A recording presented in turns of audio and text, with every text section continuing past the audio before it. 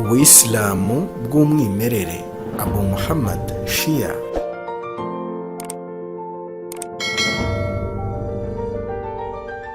Imam Hussein Imana imwishimire yari umuyobozi w'impinduramatwara mu kinyejana cya 7 wagize uruhare rukomeye mu kurenganura imibereho myiza y'abaturage mu gihe cya ruswa n'igitugu. Yatanze byose harimo n'ubuzima bwe kugira ngo umuryango we wihesha agaciro. Umuryango uvugwa hano ni imbaga yagutse y'Abasilamu. Uwo niwe Imam Hussein watanze ikiguzi gikomeye cy'ubuzima bwe. Tugomba gukunda Imam Hussein alayhi salam nuko ari umwe mu bagize umuryango w'intumwa y'Imana. Imana mu Qur'an ikaba yaragize iti a'udhu billahi minash shaitanir rajim la as'alukum alayhi ajran illa mawaddata fil qurba. Ubwira uti nta kindi kintu mbasaba nk'inyiturano y'ubutumwa nabazaniye uretse nkundira aba hafi yanjye y'umuryango wanjye. Twavuga yuko dukunda intumwa y'Imana Muhammad sallallahu alaihi wasallam igihe tudakunda abo muryango we. Hussein ni umwuzukuru w'intumwa y'Imana. Intumwa y'Imana ari ifite abuzukuru babiri aribo Hassan niwe wari mukuru, hagakurikiraho Hussein. Bakaba baravutse ku babyeyi babiri aribo Fatima Zahara ndetse na Ali ibn Abi Talib. Nanone uyu Fatima akaba umukobwa w'intumwa y'Imana. Muri Ahlul Sunna wal Jamaa rero turabemera kandi twemera ko ari abuzukuru b'intumwa y'Imana, ndetse intumwa y'Imana yarabakundaga cyane ndetse igakunda n'umukobwa we Fatima cyane, ndetse igakunda na Ali ibn Abi Talib nabwo cyane. So natwe ku bwacu turabemera, ndetse no mu gusaba dusabira abo bo mu rugo cyangwa se abo babugufi ku ntumwa y'Imana mu masengesho yacu ya buri munsi, nko muri atahiyatu yacu ya nyuma mukuri turabasabira Allahumma salli ala Muhammad wa ala ali Muhammad. Turabasabira, turabemera. Rero abavuga ngo ni ababashiya gusa ntabwo ari byo kubera ko ntabwo ari umwihariko w'abashiya kuba basabira abo ngabo, ahubwo ni itegeko. Al-Imam al-Hussein umwuzukuru w'intumwa ya Allah Muhammadin sallallahu alayhi wa alihi wasallam yishwe kubw'akarengane, yicwa yarasohotse ajya guharanira ukuri. Mbese uku kuri niko dushingiraho twibuka uyu musahaba ukomeye, uyu mwuzukuru, uyu mwana w'intumwacu Muhammadin sallallahu alayhi wa alihi wasallam. Mu myaka 1400 n'indi ishize, al-Imam al-Hussein salawatullah salamu alayhi yicwa. Mbese nabo bari kumwe nawe biduha gukomera, biduha kumva ko tegezwa kugira akababaro n'agahinda mitima yacu kubw'urupfu rwo gashinyaguro yishwe umwuzukuru w'umwacu Muhammadin sallallahu alayhi wa alihi wasallam.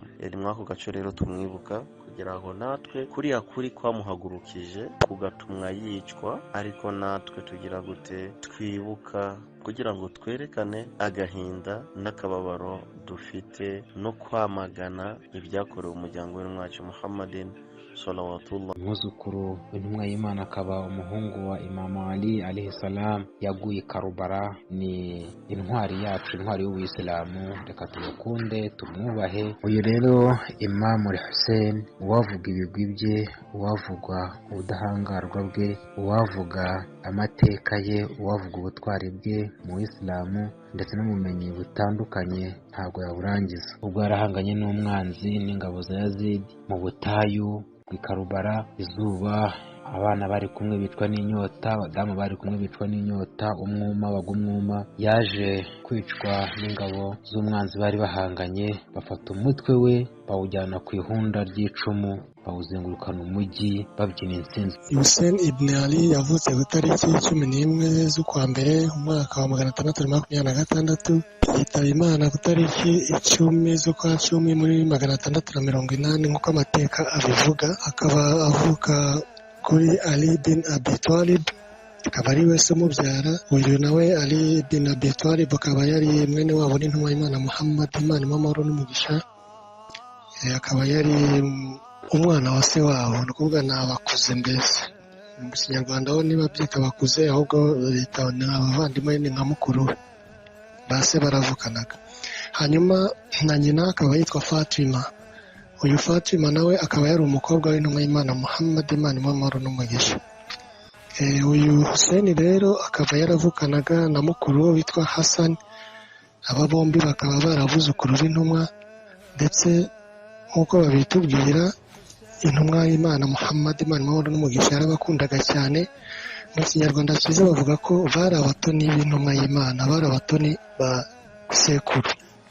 Sekuru ari we intumwa y'Imana Muhammad watuzaniye ubutumwa. Imana yahisemo ikamuha ubutumwa kugira ngo ageze ku kiremwa muntu cyose. Twebwe rero tubarizwa muri Ahlus-Sunnah wal Jamaa, abangaba turabemera kuko ni bamwe mu muryango wa hafi w'intumwa y'Imana Muhammad, Imana amahoro n'umugisha, nk'uko babita Ahlul Bait bibanze, yuko bakomoka direct ku ntumwa y'Imana Muhammad, Imana amahoro n'umugisha. Muri buri sengesho rero tukaba dutegeka kubasabira, cyane cyane muri atahiyatu niho dutegeka kubasabira, ndetse hari ni hadithi y'intumwa y'Imana Muhammad, Imana amahoro n'umugisha, igaragaza ko Hussein na mukuru we Hassan ari bamwe mu bagabo bo mu ijuru, ndetse Hussein by'umwihariko akaba ari umukuru w'urubyiruko mu ijuru. Urebye ku ruhande rwa Ahlus-Sunnah wal Jamaa, Hussein turamwemera, ndetse ntabwo ari umwihariko w'abashiya gusa, abasilamu bose muri rusange turamwemera, yaba abashiya yaba Ahlus-Sunnah wal Jamaa, twese turamwemera ndetse turanabasabira nk'uko duhora tuvuga. Imamu wacu ni umwana w'intumwa, umwuzukuru w'intumwa, akaba umuhungu wa Ali na Fatima. Ariko ikibazo aho kiri gikomeye cy'imbabazi agiye, Hussein nta kindi kintu yifuzaga kuri iyi si, yifuzaga ku Buyisilamu bubaho, abo Buyisilamu bw'Imana yahaye seko, nta kindi kintu yifuzaga kuri iyi si, nta na kimwe. Ariko ikintu giteye agahinda, Ubusilamu nibwo yazize, kandi yicwa n'abantu biyita Abayisilamu. Wenda tudasubiye inyuma kuva igihe Muawiya yatangiriye guhiga se wa Imamu n'ukuntu yishe mukuru we, byose ibyo ngibyo tubiretse tukajya kuri Imamu Hussein. Imamu Hussein yarezwe n'intumwa, intumwa ni intungane, ise wa Imamu ni intungane, nyina wa Imamu ni intungane, na Imamu ubwe ni intungane. Muawiya, kuri jyewe Muawiya ni ikibi ku buryo sintinya no kuba nanamubona, kuko hafi ibibi byose kuri iyi si yarabikoraga. Muawiya akaba se wa Yazid, na Yazid nawe ni kimwe na se, babayeho bahiga umuryango w'intumwa kugeza kuri Imamu Hussein. Imamu Hussein agera aho ngaho arabahunga, bahungira Karbala, ariko Yazid yaranze amusangayo. Natwe b'Abanyarwanda ubundi mu muco wacu wa Kinyarwanda, niyo ari umwana wawe akirukanka akaguhungira mu nzu cyangwa mu baturanyi, uramureka, yaba kera hakibaho guhana. Ariko Imamu yarahunze arabareka, aragenda yigira i Karbala. Yazid aranga, amutumaho abasirikare b'isi yose bajya kumuhiga, kuko icyo gihe ntabwo Muawiya yayoboraga igihugu kimwe. Tugiye kureba ubu ngubu, kuko Ubuyisilamu bwari bumaze kuza, bugeze muri Afurika, bugeze hirya no hino, amwoherezaho igitero kirimo abasirikare benshi, baragenda bajya kumuhiga, bahiga umuntu, bamusanga i Karbala aho yari yabihishe, aho yari yahungiye. Yamutumyeho ingabo zitagira ingano, ingabo zimwica urupfu rubi, zimwima amazi ari kumwe n'abana n'abagore, babica, bavoma amazi yo kunywa, bagura ibiryo, kugeza aho babasumbirije, batangira kugenda babica umugenda, bica abana ba Imamu, bica abana ba... Reka tujye kuri Imamu, kugeza ubwo maze kubasumbanya, kubasumbiriza, baramukubita imyambi, aza kugerwaho n'umuntu mubi kurenza abandi bantu bose kuri iyi si y'Imana witwa Shema, ariko yamwoherejeho na Yazid n'izo ngabo zindi zose. Kuri jyewe rero ikintu kinzonga cyane ni uburyo Imamu yishwe. Imamu yishwe urupfu uwo ari we wese adashobora kwica ihene ye, adashobora kwica inka ye, yewe ngira ngo n'abakafiri ntabwo barwica mu ijuru, ariko nibwo Shema yishemwe umwana w'intumwa. kujya kumubaga amuhera inyuma aho twita mu irugu. Ubundi imitsi y'ubuzima iri imbere ku ijosi ahagana ku ngoto niho imitsi y'ubuzima ibiri, ariko we yamuhereye inyuma ahagana mu irugu ku magufwa, amutema amagufwa impamvu yumva kugera aho yamuhorahoreje. Arangije kumwica ntiyagarukiye aho ngaho, amaze kumwica urw'agashinyaguro n'ubugome buteye ubwoba, amuca umutwe arawugendana, bawushinze ku icumu bagenda bashinyagurira umuryango we yasize. Ibi bintu rero ni ibintu bitubabaza cyane nk'abashiya, ndetse biteye isoni cyangwa biteye ishozi abandi bantu bashyigikira urupfu rwa imamu, bumva ko Yazidi yari mukuri kuba yarakoze ibara. Iki kintu nibiramuka bigeze, iyi audio yanjye iramutse igeze ku bavandimwe b'abasuni, bazashaka ibitabo basomye bamenye uburyo Yazidi yishemo umwuzukuru w'intumwa, barekera aho ngaho kujya basapotinga Yazidi. Ikintu nifuza kubwira abayisilamu bose, yaba abashiya, yaba abasuni, yaba abawahabi, umuntu wese usiko yavuze ashhadu an la ilaha illallah wa anna muhammadar rasulullah ku rupfu rwa Hussein. Hussein yishwe urupfu rwa kinyamaswa. Abamwishe ntabwo bamwishe bazi ko bayobye, bamwishe bazi neza ko ari umwuzukuru w'intumwa y'Imana, bamwicira i Karibara, baramwica rwose. Mu by'ukuri rero icyo nagira mbwira abasuni, niba koko twirwa twigisha abantu ijuru, tukigisha ijuru ko tuzarijyamo, bose nagira nsaba abasuni baha agaciro urupfu rwa Hussein. Niba koko ibyo bigisha bari seri, uretse ko wenda hari ababa bari mu kigare n'iki, ariko icyo nabwira abayisilamu cyane abasuni, yaba abasuni b'abanyarwanda cyangwa se abanyafurika, nta nyungu twe dufite mu gufana iby'abarabu bakoze. Tuzi neza ko Hussein ari umwuzukuru w'intumwa y'Imana.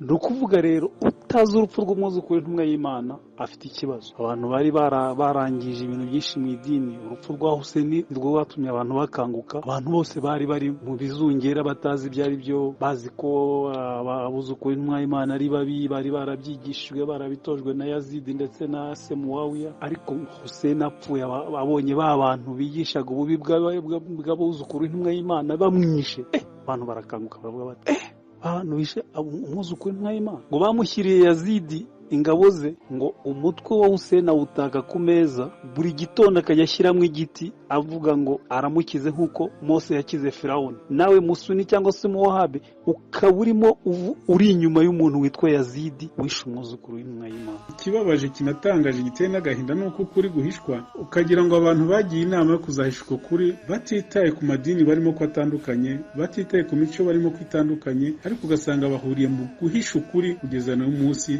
Imam Hussein akabazwi n'abantu bake. Wakwibaza ngo ese byagenze bite kugira ngo abanditsi b'amateka basobanukiye Imam Hussein kuki batashoboye kumuvuga mu ndashyikirwa z'isi zikwiye gufataho urugero? Nta mubyeyi n'umwe ushobora kwihanganira kubona umwana we anasitaye ava amaraso, umubyeyi arahungabana. Ibrahim yafashe icyemezo cyo kujya gutamba cyangwa se gukinja umwana we akoresheje amaboko ye kubera kubaha Imana no kuyumvira. Imana imushumbusha ikibagwa, umwana arataha. Ariko twibaze kuri Imam Hussein alayhi salatu wassalam, we yagiye azi neza ko agiye Karibala kandi umwe ku wundi bari bupfe, nta kugaruka mu rugo nk'uko byabaye kuri Ismail na Nabi Ibrahim alayhi salatu wassalam. Imam Hussein yagezeho yicirwa abavandimwe, abana b'umwe ku wundi, kugeza ubwo n'umwana w'amezi 6 bamurasa ingobe ari mu biganza bye, kamushyingura aho ngaho. Ntiyacika intege, aharanira ko iyi dini ijye mbere. Binarangira we n'abari bari kumwe nawe bishwe, ndetse n'abanzi be kubwo kureba hafi bumva ko bashoje ikivi bari batangiye cyo kuzimya urumuri rw'Imana. Ariko alhamdulillah twebwe kubwo kwitanga kwa Imam Hussein no gutanga be n'urubyaro we, alhamdulillah uyu munsi turi abasobanukiwe aho tuva n'aho tujya. Bavandimwe b'Isilamu, haki ya Imam Hussein alayhi salatu wassalam ni inshingano yacu, ni inshingano ya buri wese uyemera wilaya ya Amir al-Mu'minin alayhi salatu wassalam kuyitangaza, kuyigeza aho igomba kugera, kabone n'ubwo abantu abitambika bazitambika, ariko Imana yasezeranyije abari ku ruhande rw'ukuri ko aribo bazatsinda. Twe kugira impungenge, ukuri kuzatsinda, Imam Hussein azatsinda kandi yaratsinze. Imam Hussein alayhi salatu wassalam n'abasangirangendo be 73 biciwe Karbala, bahereye ku mwana w'uruhinja rw'amezi 6 kugeza ku musaza rukukuri. Umuryango w'intumwa y'Imana Muhammad sallallahu alayhi wa alihi wasallam ukahatikirira. Imam Hussein alayhi salam n'umwana w'intumwa y'Imana Muhammad sallallahu alayhi wa alihi wasallam, akaba n'umwuzukuru we. Avuka kuri Imam Ali alayhi salam, umuvandimwe w'intumwa y'Imana, na Fatima Zahra alayhi salam, umukobwa w'intumwa y'Imana, akaba kandi umuvandimwe wa Imam Hassan. Intumwa y'Imana yaravuze iti, Hussein minni wa anna min al-Hussein, Hussein ava muri nge nanjye nkava muri Hussein.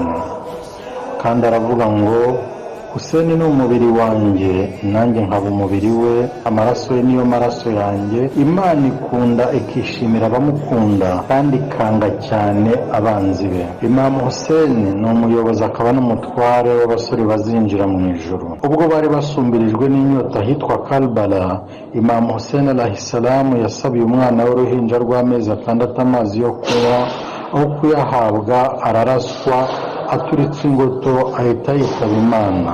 Imam Hussein yarashwe imyambi n'amacumu, umubiri uratobagurika acika intege, ahanuka ku ifarasi maze yitura hasi. Umwangizi, ikivume, umwanzi w'Imana n'intumwa yayo araza amuca umutwe, awujomba ku icumu arawutwara. Ifarasi ya Imam Hussein nubwo bari bayitobaguye n'imyambi bayihinduye nk'ikinyogote, yo yamugiriye impuhwe cyane yanga kumusiga, mu gihe mwene muntu, mwene Adamu yari yahindutse nk'inyamaswa arimo gukaraba inkaba. Nubwo wakoreye ibyo byose yewe Hussein, ntituzakureka, ntiduteze kukureka yewe Hussein. Labaika ya Hussein, labaika. Bamenye amaraso ye Karbala, uko yanze gupfa asuzuguritse kandi ayihata min abdillah. لبيك يا حسين. السلام عليك يا أبا عبد الله، على الأرواح التي حلت بفنائك، ولا جعله الله آخر العهد منا لزيارتكم.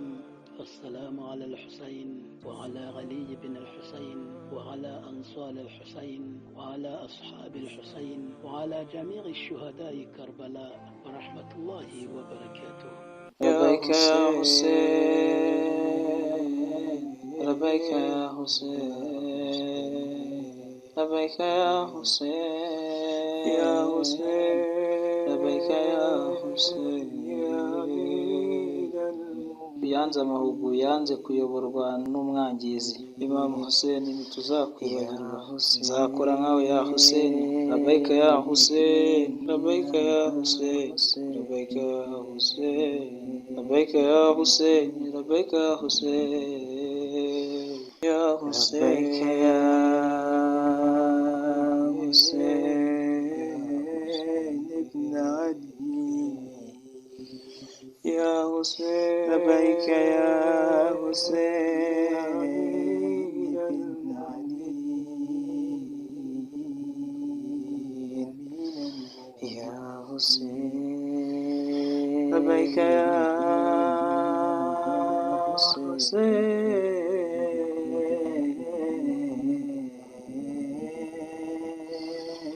لبيك يا حسين،